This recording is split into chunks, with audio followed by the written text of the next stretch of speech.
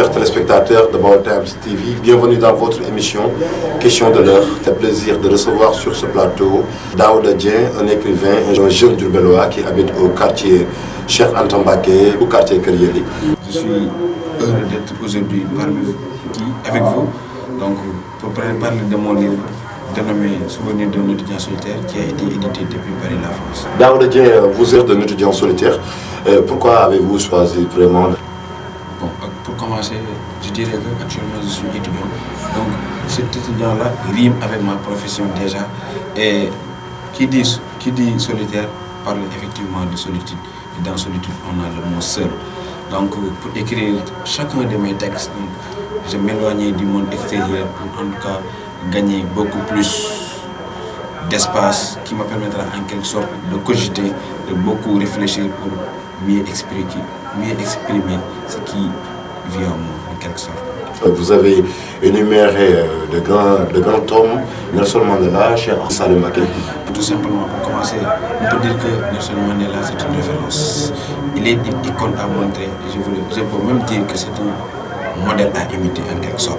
Parce que si toutefois nos dirigeants pouvaient être comme lui, l'Afrique ira en avant en quelque sorte. Parce qu'il s'est battu pour la race noire, il s'est sacrifié pour en tout cas que son peuple s'est sacrifié pour que son peuple puisse être libre. Raison pour laquelle il a été captivé pendant 27 ans de prison. Donc c'est pas évident. C'est pas n'importe qui, en tout cas, qui se donnerait à fond pour subir toutes ces peines. Le cas de notre guide religieux ici au Sénégal qui est Serigne Saliou Mbacké, pourquoi avez-vous senti vraiment de lui mettre en exergue à travers Souvenir d'un étudiant solitaire? Parce que tout simplement, Serigne Saliou est un homme religieux qui m'a marqué. Je l'ai vu une seule fois et jusqu'à présent, à l'instant où je suis en train de parler, on dit souvent que le mouride doit avoir un marabout à ses côtés, mais je me limite uniquement à lui parce que simplement, je le porte au fond de moi et son départ m'a rendu triste en quelque sorte, je veux dire, parce que je croyais qu'il n'allait jamais nous quitter. Je croyais que Serigne Saliou allait rester ici jusqu'à le jour dernier, jusqu'à la résurrection en quelque sorte. Lâché à lui.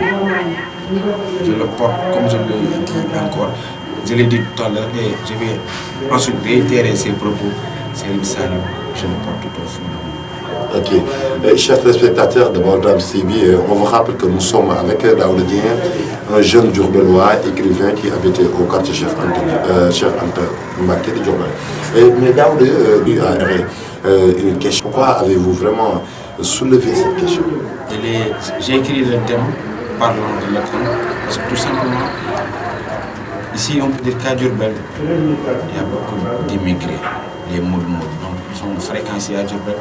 Et la majeure partie des femmes, en tout cas, ne se limitent pas uniquement à leur mari, puisque certaines femmes se disent que puisque mon mari n'est pas donc vous voulez dire que les femmes font de l'adultère ou bien? C'est pas en tout cas toutes les femmes qui le font, mais la quasi-totalité de la femme, en tout cas, vivent cela.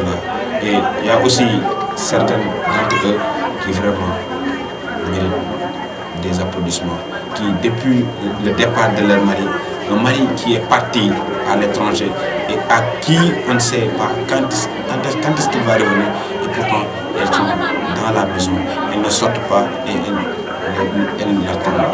Donc ça c'est pas évident, c'est un peu dur d'attendre quelqu'un à qui on ne sait pas quand est-ce qu'il va revenir.